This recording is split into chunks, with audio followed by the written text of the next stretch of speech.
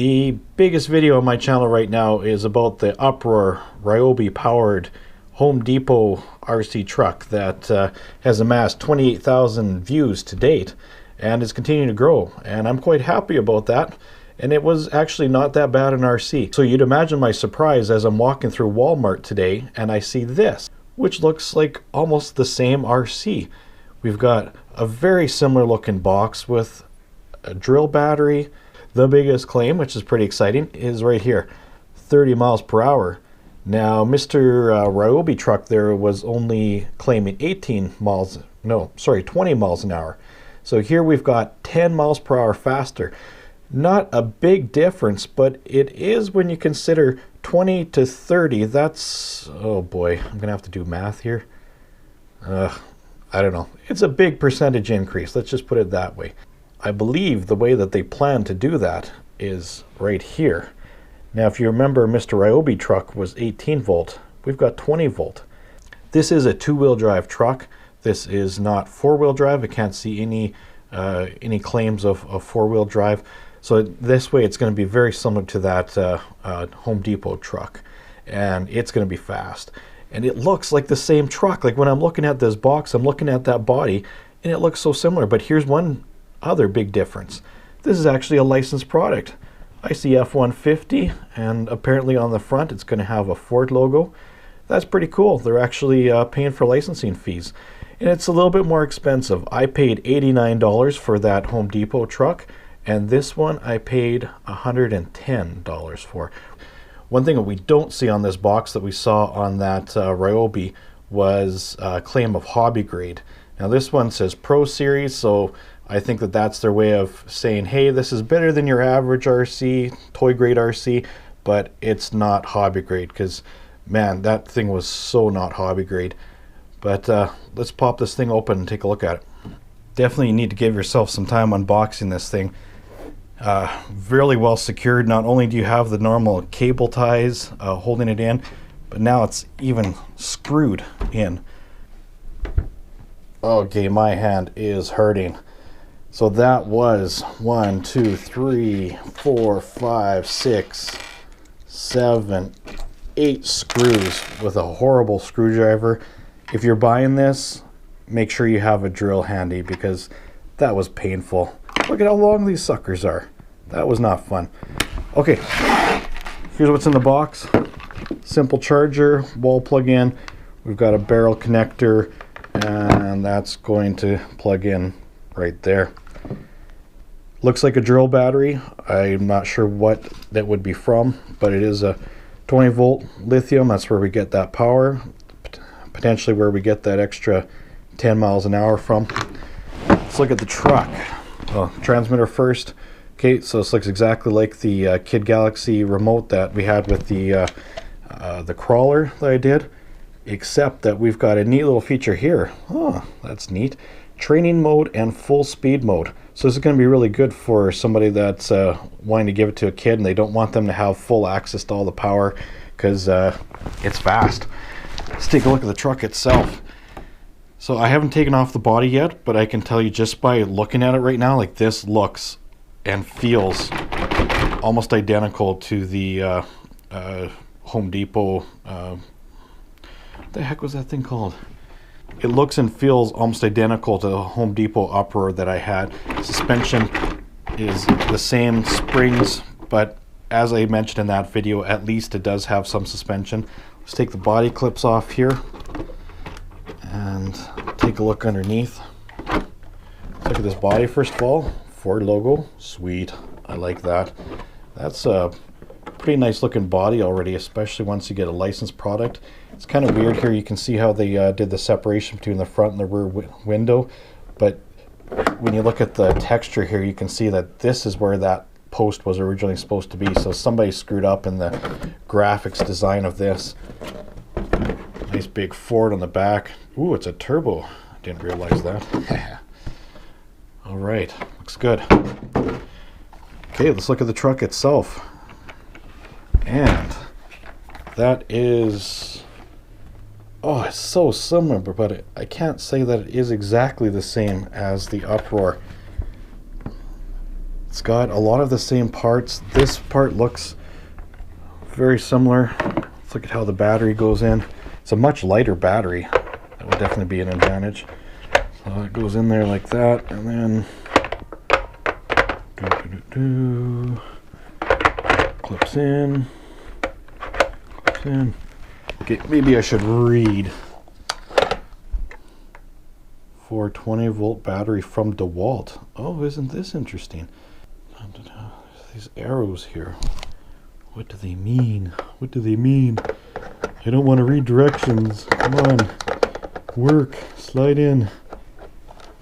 For the 20-volt battery from Kid Galaxy. Oh. Oh my, look at this. Isn't this cool? So if you're going to use a Dewalt battery, then you use this. But if you're going to use Kid Galaxy, you use this. Man, these guys are smart. Voila, she is in. So just like the Uproar, everything is encased in plastic. We can assume that the motor is in here. We can assume that the speed control is in here because both these generate a lot of heat, and so they need these vents in order to dissipate that heat. In the front we've got basically nothing, just the suspension. And then we got the battery. Cool. Dang, I wish I hadn't taken back that Uproar back to Home Depot, but if you guys remember in that video, I was having troubles with the transmitter. It was just like the throttle. I'd hit the throttle and it just wouldn't go, so I ended up taking that back, but I might have to pick up another one so that I can put these side by side and actually compare them. So let's quickly throw the battery in and see what's in this little goodie bag.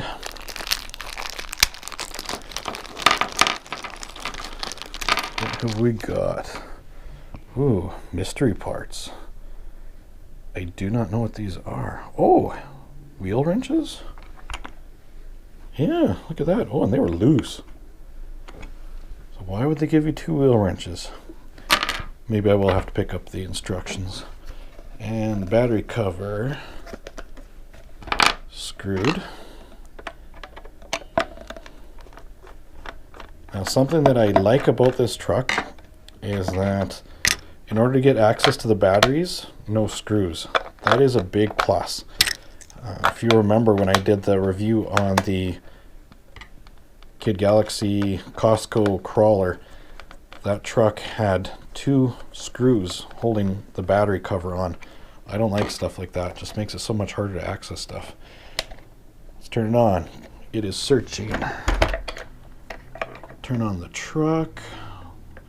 Power button. Power button. Where are you, power button? Underneath? Yep, there we are. And on. Steering servo kicks in. Ooh, buttery smooth. See the proportions.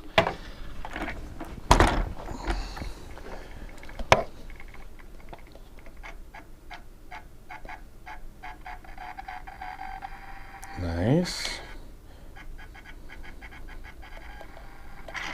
Cool. I like that.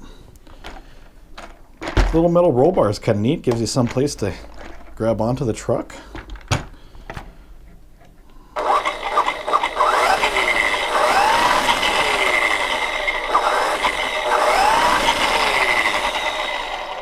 One of my complaints about the Uproar was the throttle, and this one feels a little bit similar. If you see, there's not a lot of throw on the trigger, and the acceleration is really quite slow to go up to top speed.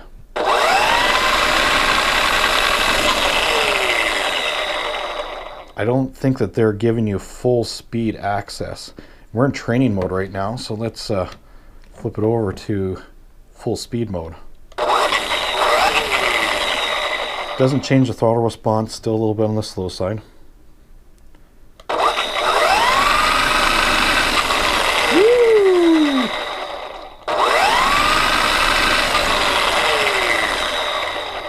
Okay, Okay, I'm excited to take this out. Oh, look at the battery.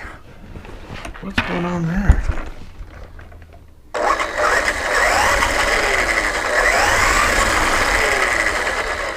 Battery's telling me how much charge it has. It's got half charge right now. How cool is that? You know, this is the neat thing about toy grade RCs, is that they just have these little things that kind of make you go, cool. Hobby grade, you expect and you know what you're going to get. You're going to get a complicated speed control. You're going to get a complicated receiver. Everything's going to work the same with all of them. Toy grade companies, you know, they can play with things. They can change things up. They can throw a drill battery inside of the truck. Like, who would do that, right? I am back at my top secret testing location with the Kid Galaxy Power Drive F150 20 volts. Lots of names here, but brought out this parking lot just to see what we could do with it, see what it was like as far as if it was at least at all controllable. As you can see, this parking lot, it's not actually covered with snow. It's actually a really thick layer of frost. But it's enough that really having trouble getting traction. Now you can see that right here, I'm on training mode at the moment, and it's actually somewhat controllable in training mode. I can drive around the parking lot and kind of steer, and it doesn't always kick out. But if I get access to that full 20 volts of power, then I'm in trouble.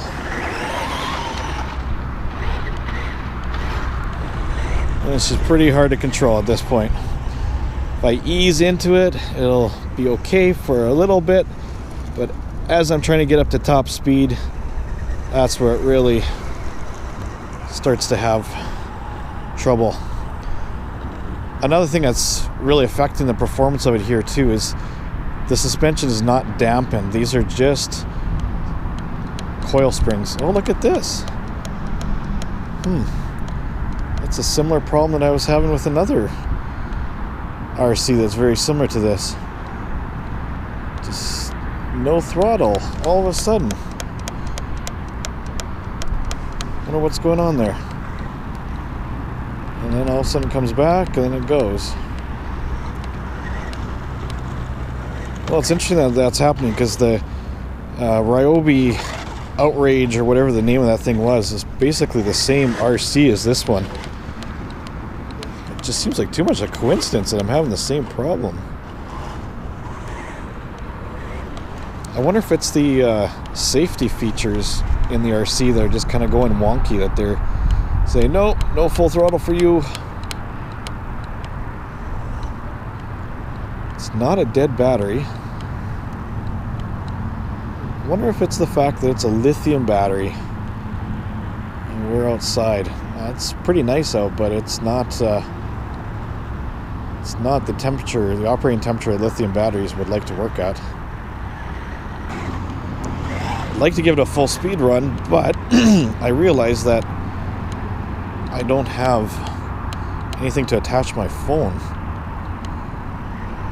to the truck. So that's going to make it pretty difficult.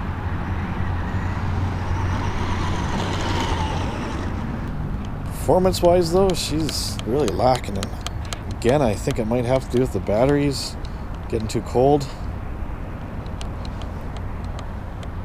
Come on. Come on. You can do it. You can do it. Woo! Oh, there's nothing more frustrating with an RC when it doesn't respond to the radio. It really just takes the fun of driving away, because you just aren't in control of it anymore. Well, I'm going to try a different venue, because this is just not working. Maybe we'll try an indoor venue and see if we can get it to work there.